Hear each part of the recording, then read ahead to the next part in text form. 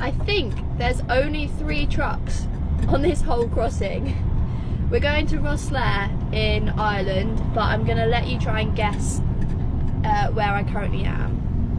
Yes, you heard that right. We made up 2 out of 3 of the trucks on the whole ferry crossing. There were a few tourists, a few cars and motorbikes, and there was a few trailers that had also been dropped off by the shunter units, but we were the only 3 trucks on the whole boat. So once we found a space within the port, we headed inside to the Customs Border Force area to get the carnet stamped. There was a slight issue with this later on, so if you keep watching, I'll try and tell you what actually happened, but we headed back to the trucks and then made our way over to the ticket check-in area. Now, I've not been to this port before, so I wasn't too sure where everything was, but it was really nice and quiet, and everyone was really friendly. It was really nice to be somewhere that wasn't as busy as Dover or Calais. And then when it came to getting my ticket from the counter, she really kindly explained that only one GMR had gone through, so she sent me back inside.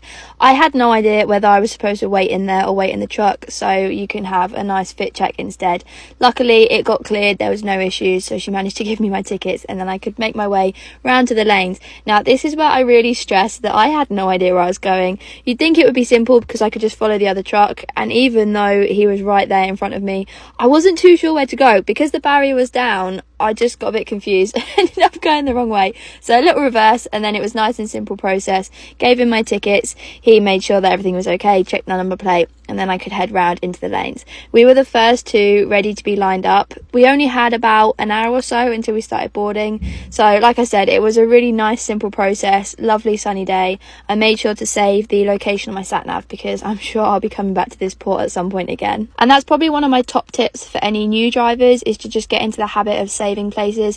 I've got things like speed cameras or parking areas, really random different things, but it can be really useful, and it can also be transferred to a new device.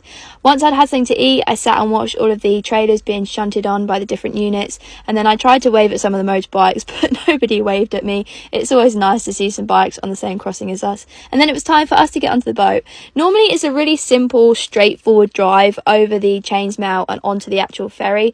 I don't know why that one was really windy. I also had to fold in the mirrors because they wanted me really tight on the wall, which again isn't abnormal, but you've just got to be careful and make sure that you're aware of everything around you. Sometimes people have asked if I've hit into the vehicle or the wall in front.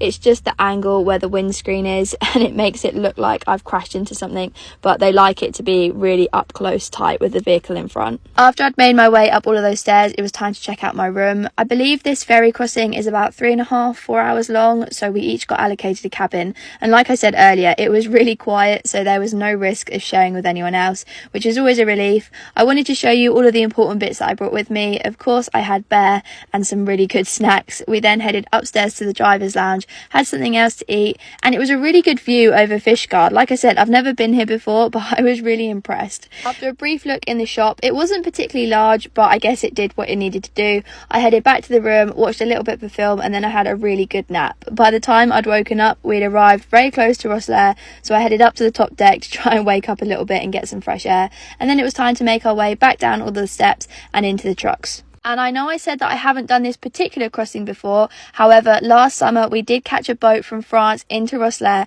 but over the last few months this port has completely changed with all of the construction work. Keep an eye out for my next video to find out where we headed next.